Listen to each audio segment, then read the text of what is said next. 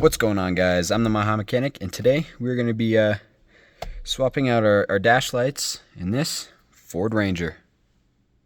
So, let's get into it. So, this particular Ranger is a 2001, but this should work for any Ranger that has like the same interior. I believe that's like a 98 to a 2011, and the same year Explorers as well. Because they have the same interiors. We want to first start out by removing this center console area, trim piece around it. You're going to do that by removing 2 bolts underneath here and then popping it out. I've already removed the bolts. There's one here.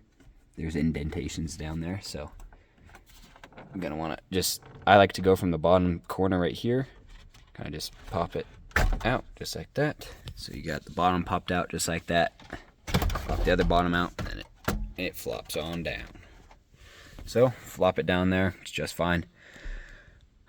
Now we're going to want to remove all the overlapping trim pieces. So as you can see here, we're going to ultimately want to remove this black piece here. But to do that, and to get behind, we're going to need to remove the trim pieces all the way around. So this one is going to have to come off. This bottom one is on top of this one, so this one's going to have to come off. So yeah, we're going to start at the bottom, remove this one, then this one, and then the black one and whatnot. So yeah, let's get started with that. Even though my dash lights work, I just got some LEDs from Super Bright LEDs, and I'm going to be replacing all of the ones in there to match kind of the LED theme that I've got going on. All the lights on this truck are LEDs besides the dash lights and the glove box light. So yeah, I'm going to be updating that right now. Come underneath and remove 2 bolts, one here, one over there on the other side.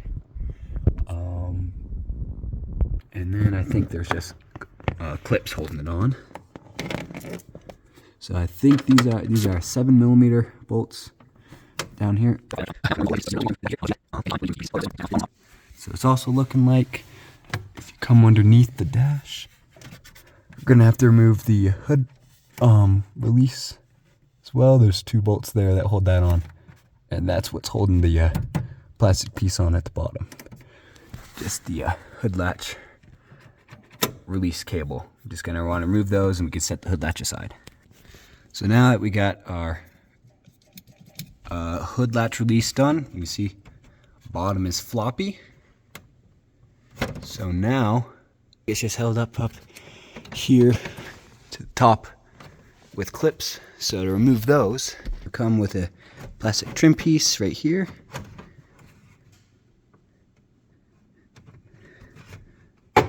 Just pop it out just like that. You can see in there that clip there, and there should be one more over here.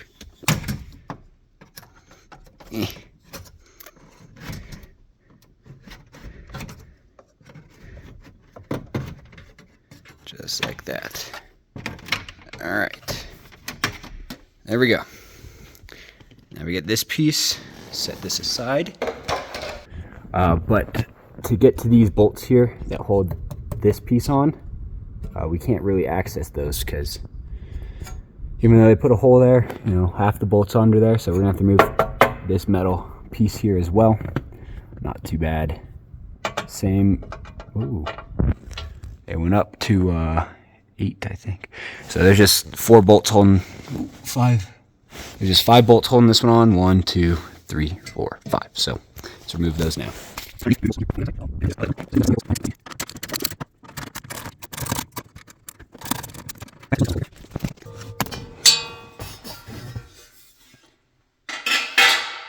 Now that you got that removed, you can start removing this trim piece that goes all the way around. Main dash piece. Yeah, this main like face plate piece that goes all the way around. So there's bolts here, here, So remove those bolts, and then you just got the ones on the top here, of course. Remove those and should be able to pop out all around the clips as well. So let's do that now. So once you got 1, 2, and then 3 from the top removed, you should be able to start wiggling this trim piece. You can see it popped out there, and then just work your way around, being very careful, as you don't want to break this bad boy. Get in there, pry off a little bit harder, just like that. There you go. And now I find it that helps if you move your steering wheel down a little bit to wiggle this thing out.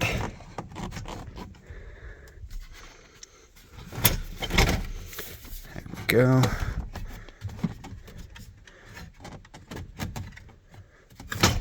Alright, so now we got this little air duct out. Come in here, remove these clips, these connectors, and yeah. Alright, so now that you got those 2 connectors removed, this thing should come out pretty freely. Just try to wiggle, maneuver it all about.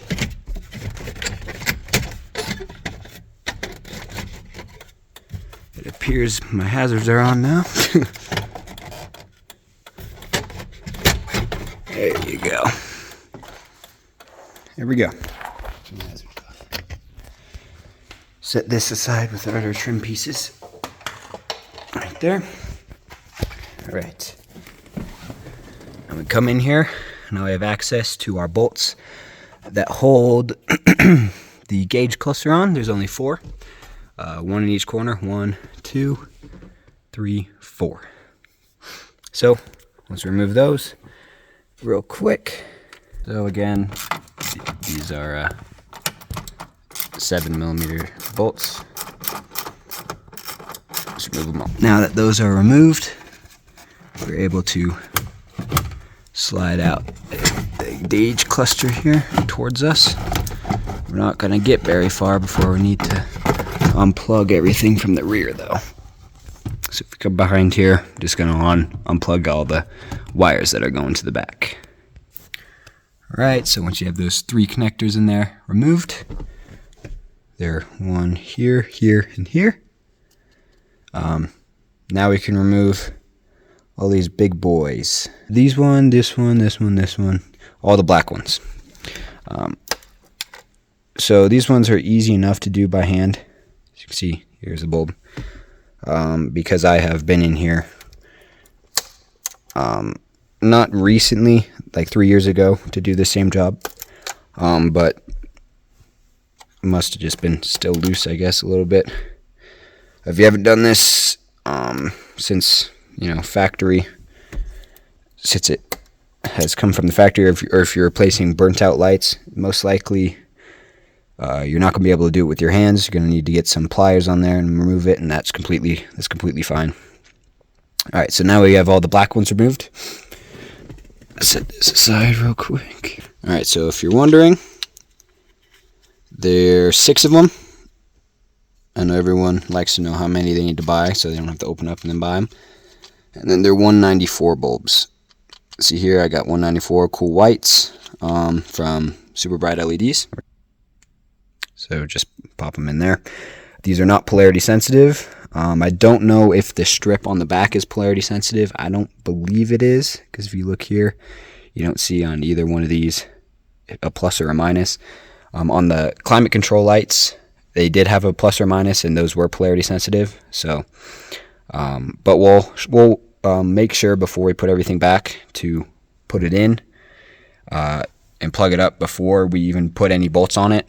We'll turn it on, see if everything works and whatnot. It's always a good thing to do before you put everything back together. Just test it to make sure it works.